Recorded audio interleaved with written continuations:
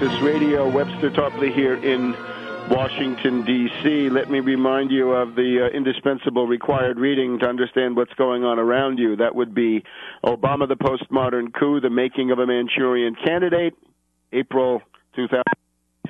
That would include Barack H. Obama, The Unauthorized Biography, August 2008. And now joined by the second edition of Surviving the Cataclysm, your guide through the greatest financial crisis in human history. Second edition issued this spring. Look at these at tarpley.net, www.tarpley.net. That is in the process of being upgraded.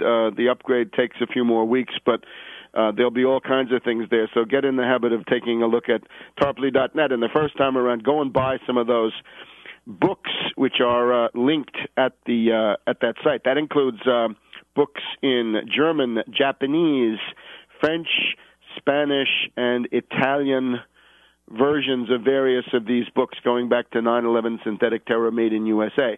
So both Goldman and J.P. Morgan Chase report profits in excess of $3 billion in one quarter, even as 1 million American families struggle against foreclosure. And these are banks that have been bailed out. They've been saved by the taxpayer through the U.S. government, our government, the FDIC, the Federal Reserve, privately owned, of course, and the Treasury. We've also got, in addition to the banking situation, 98 banks have now blown this year. 98 banks have been seized so far, even though these big banks are doing well, right? The banks that are in the state-sponsored compulsory cartel. The other banks, the smaller banks, are reporting, for example, we've got 7,000 community banks that are reporting losses of $2.7 billion, which in many cases for those smaller banks is quite a big deal. I mentioned the credit card defaults are hurting, everybody who issues credit cards, all of those losses, and that includes credit card defaults, auto loan defaults, foreclosures, of course, and all the rest. That hits various lenders. Capital One, what's in your wallet? Heavy losses for Capital One. The Goldman profit, $3.19 billion, as we said. Citigroup, $101 million with an M. Poor Citibank, not doing that well, but you get the idea. We're expecting, we have 400 troubled banks on the secret FDIC list, and they're likely to be followed by 1,000 more banks going into insolvency, cleaning out the FDIC trust fund, and that is as the residential real estate crisis continues and is joined now increasingly by the commercial real estate crisis, $500 to $600 billion of leases and related purchases coming due, and the likely default rate on that, at least 1/2, and maybe as much as 2/3. So this is now going on. Wall Street troubled this morning by insider trading charges against Galleon Hedge Fund. We've got a hedge fund hyena who has been caught, thrown to the wolves for some reason.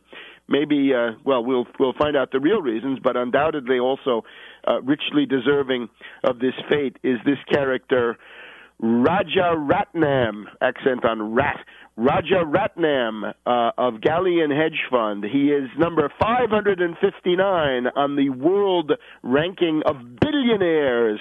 He's worth $1.3 billion, and if you were watching CNBC this Friday, October 15th, you saw him doing the perp walk down Wall Street. Well, that's fine. We're waiting for Warren Buffett, Greenspan, Geithner, Summers, and the rest of them. We want to see a chorus line of these finance oligarchs in orange jumpsuits before too long. So this is now Rajaratnam, charged in insider trading. This is the Galleon Hedge Fund. 3 other individuals also charged. Some of these people go back to the world of Bear Stearns. And Bear Stearns, there's another Bear Stearns trial going on, and that is the trial of Ralph Cioffi, Ralph Cioffi, money manager at Bear Stearns, is on trial in Manhattan concerning duplicity, malfeasance when he was running these Bear Stearns hedge funds, which is actually when it all started. Remember? This guy was arrested June 19th, 2008, but the explosion of these funds was about a year earlier. It was in 2007, and that's the beginning of the whole thing, right? Those funds, two hedge funds, brought down Bear Stearns, and then that paved the way for Lehman Brothers to go down, of course, with a big push from Gordon Brown and our British cousins, who were always so solicitous of welfare, always trying to export the depression and beggar their neighbors. So the bailed-out banks are getting huge profits. The community banks are generally going down, and worst of all is the situation of the average person, and that we should get more publicity on these outrageous things that are going on. Now, we've also got the derivatives bill, Obama's derivatives bill. This is coming out of the Barney Frank House Committee. The Barney Frank derivatives bill. Now, remember, derivatives are the cause. They are the massive cause of this world economic depression. The worldwide derivatives bubble, best estimate, 1.5 quadrillion, 1,500 trillion of derivatives, probably about two-thirds of that here inside the United States. And this is what made this depression a depression. This is what multiplied and caused chain reaction bankruptcies, chain reaction losses across this whole crazy system. The heart of the matter, as far as the U.S. taxpayer is concerned, of course, the single biggest loss that we've had is AIG. Why AIG? Because they had a hedge fund in London, deregulated on the U.S. side and even more deregulated on the British side. And what did the AIG London hedge fund do? It issued derivatives, $3 trillion. One lousy little hedge fund of one insurance company, $3 trillion of derivatives, exceeding the gross domestic product of France and many other countries. And when that blew, that was going to take down the entire system, because the derivatives, the over-the-counter derivatives in particular, mean that a bankruptcy in one place will then drag dozens, hundreds of firms, scores around the world into similar bankruptcy. So that's why the U.S. government intervened. And remember, the people at Deutsche Bank, at Barclays Bank, at Union Bank of Switzerland, at Société Générale of France, they're all thanking you, because they've all gotten between $8 to $12 billion of your money through the TARP, thanks to Tiny Tim Geithner and Hank Paulson and the boys at Goldman Sachs. Goldman Sachs also got $12 billion on that one. This is the biggest single scandal element in the whole thing. Now, after all that, since we know that the derivatives caused the depression, not subprime mortgages and not anything else, but derivatives,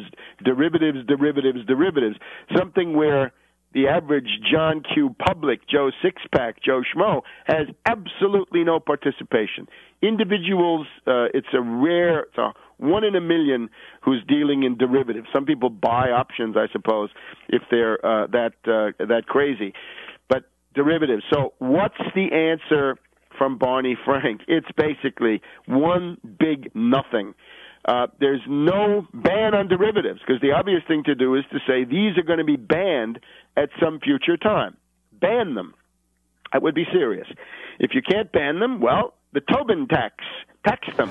1% tax on derivatives. That's what's being demanded by the Democratic Party of La Jolla, California. And there are other things we can do. We'll be back in a minute to talk more about derivatives